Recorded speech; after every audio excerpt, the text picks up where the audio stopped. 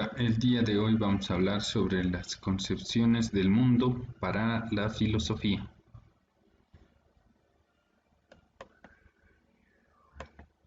Es necesario considerar que existen diferentes escuelas, corrientes o sistemas filosóficos.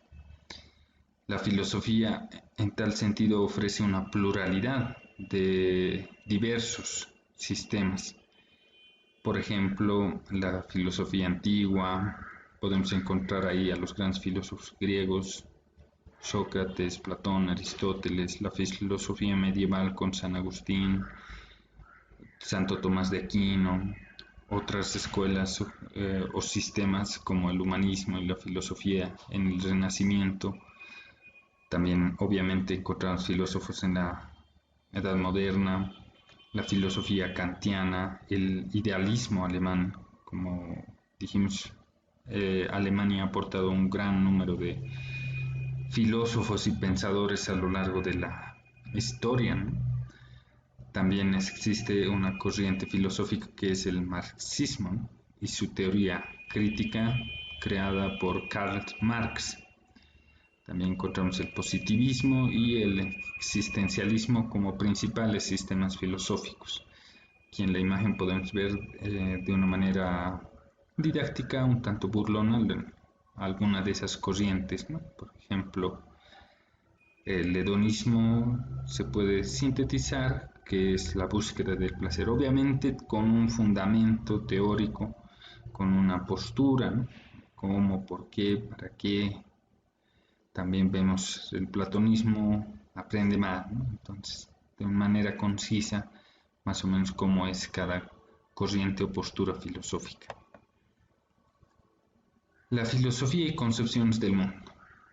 Así como hemos visto, existe diversidad de sistemas y por ende existen diferentes concepciones del mundo.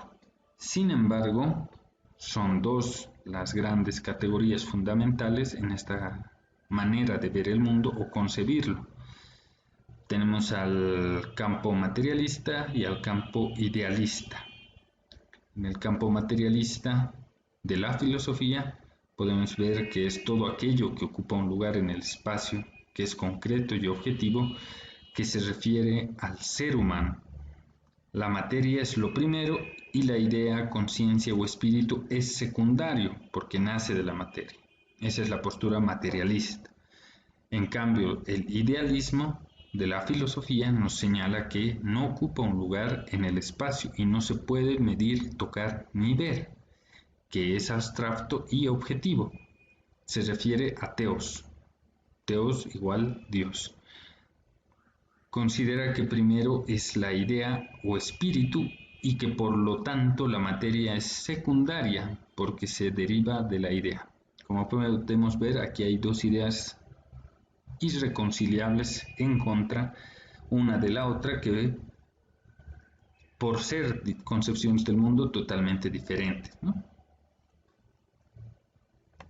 Así también es necesario considerar lo que es la onteología y la gnoseología como capítulos fundamentales de la filosofía.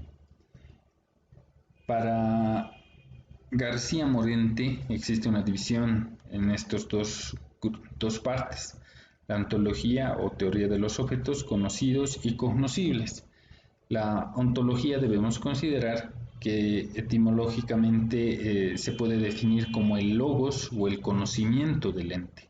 Un ente es lo que es. Todas las ciencias o saberes se refieren o estudian entes. Actualmente se afirma que la ontología se ocupa de la naturaleza de los objetos. Como podemos ver en la imagen, o sea que todo nace y parte, todos los objetos conocidos se originan, ¿no?, en la mente. La gnoseología deriva de la palabra gnosis, que significa sapiencia y saber. Logos obviamente es tratado o estudio. Y de ahí es que se hace un estudio del conocimiento de los objetos.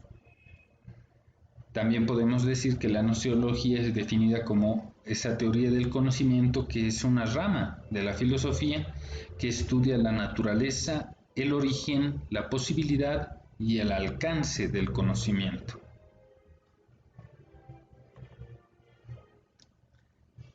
Es necesario también hacernos 4 preguntas básicas para la filosofía. ¿Qué es existir? ¿Quién existe?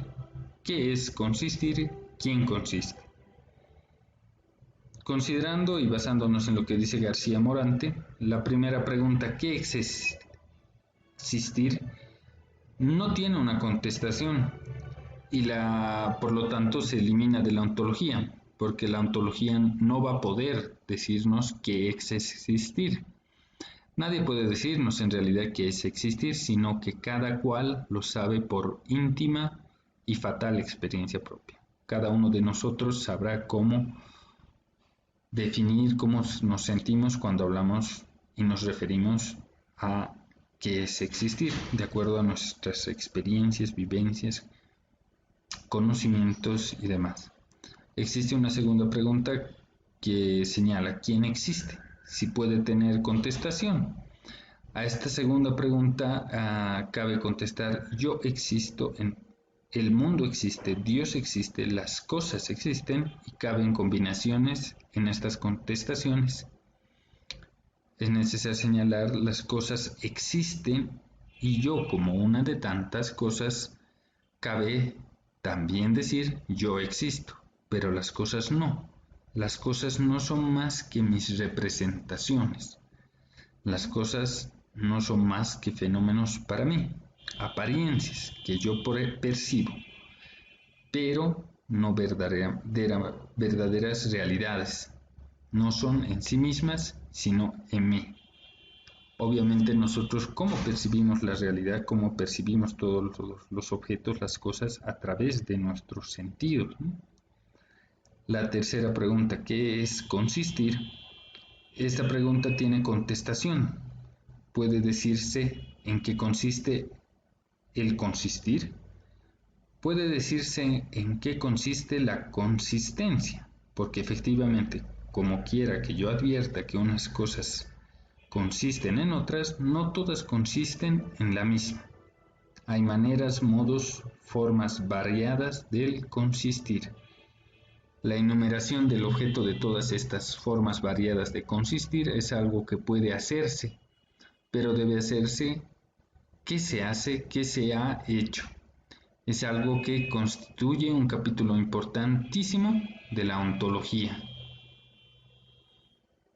La cuarta pregunta dice ¿quién consiste? Esa pregunta no tiene contestación. Le pasa a esta pregunta como a la primera, ¿qué es existir? Que no tiene contestación. Tampoco quién consiste. Puede tener contestación porque lo único que cabría decir es que no sabemos quién consiste, hasta que no sepamos quién existe. No podemos saber o decir quién consiste, porque solo cuando sepamos quién existe, con existencia real en sí, podremos decir que lo demás existe en ese ser primero, y por lo tanto todo lo demás consiste. De suerte que la pregunta no tiene contestación directa, ¿no?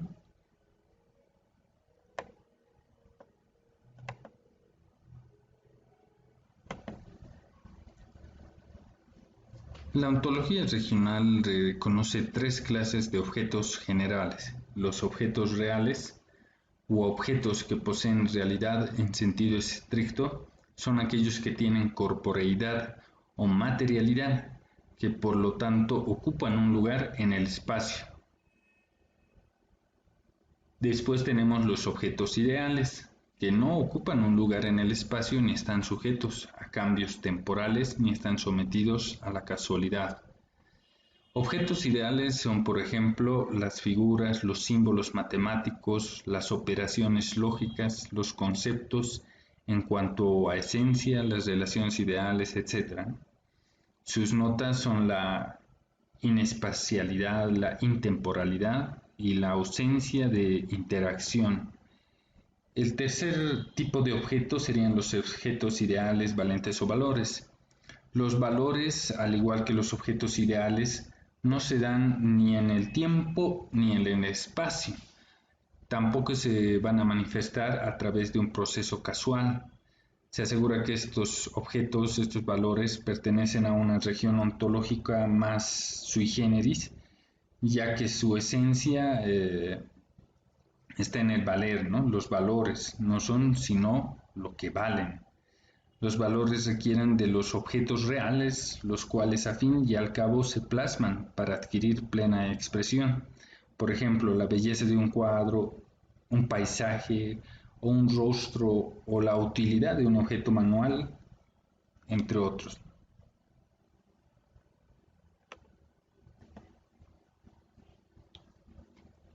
Materialismo e idealismo. ¿Cuáles serán sus principios? Para el materialismo es necesario considerar que es una doctrina filosófica que postula que la materia es lo primero y que la conciencia existe como consecuencia de un estado altamente organizado de ésta, lo que produce un cambio cualitativo. En cuanto a la relación del pensamiento humano y el mundo que nos rodea y la cognoscibilidad de ese mundo, el materialismo afirma que el mundo es material y que existe objetivamente, independientemente de la conciencia. Según esta concepción, la conciencia y el pensamiento se desarrollan a partir de un nivel superior de la organización de la materia. Es un proceso de reflejo de la realidad objetiva. Los principios fundamentales del materialismo son el mundo es material y se desarrolla según las leyes del movimiento de la materia. El segundo principio es la materia es anterior a la conciencia. Y el tercer principio de esta corriente del materialismo es el mundo material y sus leyes son cognoscibles, o sea, pueden ser conocidas. Y las verdades científicas son objetivas. Ahora bien, para el idealismo debemos considerar que es un conjunto de corrientes filosóficas que se oponen al materialismo. Afirma que para comprender la realidad no alcanza con el objeto, es decir, lo material en sí, que es percibido por los sentidos, sino que es necesario tener en cuenta las ideas, los sujetos pensantes y el propio pensamiento del ser humano. El idealismo es una persona filosófica de larga data, que abarca en sus respectivas formas los estudios de filósofos tan distantes en el tiempo como ser Platón e Immanuel Kant. En líneas generales, el idealismo abraza la idea de que los objetos no tienen una existencia alguna, sino existe también alguien que los perciba, es decir, una mente que esté consciente de sus respectivas existencias. Hasta aquí sería este breve resumen de las concepciones del mundo desde el punto de vista de filosofía.